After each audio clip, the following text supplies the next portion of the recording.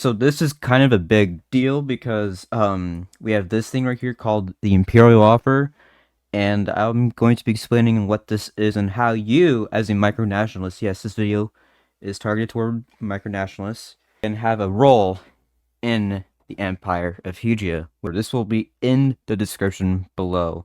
So here are the requirements for potential exclave to be, part of the Empire of Hugia. Requirements: it must be something that you or a relative owns. It must not be an object that can move, like a pencil or a flag or a box. I don't really see that as a micronation in my eyes. You agree that it is at least the Empire of Hugia for an indefinite amount of time.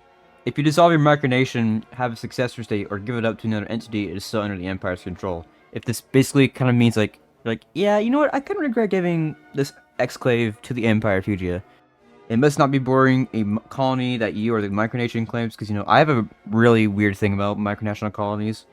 Both parties must sign and agree on a digital document, this right here. Must send a message/friend request to me so I can, we can talk and, get all this stuff set up.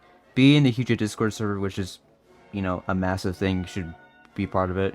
And swear on oath. Benefits. Now, this is where I try to convince you to want to give up a circle of land. And yes, the land that you guys will be giving are small little circles, which is absolutely insane. I mean, I don't even have the flag right now. This is what the flag looks like.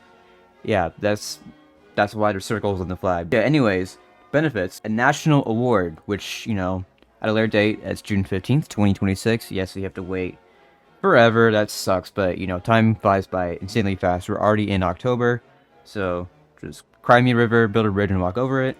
Hugian de facto citizenship. Yes, de facto citizenship is different from e-citizenship because de facto citizenship is awarded to those who are able to step on official Hugian soil. So that's a huge upgrade in terms of, status, but it has, no perks still. It's just a cooler tile than e-citizenship. And yes, you get to keep e-citizenship and also de facto citizenship. It's pretty cool. And it's only for the Grand Republic of Hugia, by the way. Which is, I need to, fix this whole system of citizenship, but whatever. Remembered as a real Emperad. Spot in the Council of the Grand Assembly. If you choose to be... Oh, this is outdated right here. Choose to be governor of the Imperial Hugian territory. And a special Discord server just for the governors. Chances of it being official. Have Discord. Communication is key. And the micronation is legit /years. Now, this is, I think, the bottleneck for all these applications. Micronations are a complicated topic. It's a very complex umbrella. A micronation does not get involved in live action roleplay or online wars, which is the dumbest things ever. It's just no. Micronation has been taken care of, so it's not being abandoned. That's a lot of micronations I see. Just please take care of your micronation if you're heavily invested into it. Just don't even bother abandoning the project. It's a fun project. And here is the forum stuff. Now, this is the fun part. Name, enter your legal first name. Who is the person submitting this form? If you're, president, king, or, representative, ambassador, etc., etc. And this is also another huge factor. People are scared to take pictures. If you have a camera that's able to snap a picture and perfect, your chances increase by billions. And there is a reason why. Okay? I'll explain that in later. Maybe you can become the Prime Minister. Keep that in the back of your mind, because I'll explain in a second. Name of the micronation, when it was established, how many times if the government has changed, if any. Kind of lets us know how serious it is, and stuff like that. How active is the micronation? Also, please don't lie. Even if it's young, for example, we'll still consider it or whatever. Just be honest. Just don't even lie. It's just lame. What will the exclave's name be? If it is inappropriate, we have the choice to give it a new name. If you want to change the Grand Assembly, you'll have to vote on it. I might change that. I think I could just pass an imperial decree because I forgot I have that power. So, cool. And if your micronation has a microwiki page, just link it here because, cool stuff. Here is the next page. If you're over the age of 13, this is for legal reasons. You have, all these platforms, either or. Great, perfect. And if you will follow the rules and policies of the Imperial Constitution, and if you have any kind of citizenship, I think I should just kill this. I don't know why this is here, because literally 0 people have de facto citizenship, so I just don't even just ignore this option. But yeah, e-citizenship, yay. And then right here, why should your exclave be part of the Imperial Exclaves? I want to know why. Like, you want to give up a little small circle piece of land. I really am curious. Please confirm that you will sign an agreement / contract with the Empire if your form is accepted, and please confirm that you're willing to give up a small circle of land to the Imperial Exclaves in the Empire of Hugia. Submit. If I see the form looks good, you have your Discord / Twitter name that I can add in DM.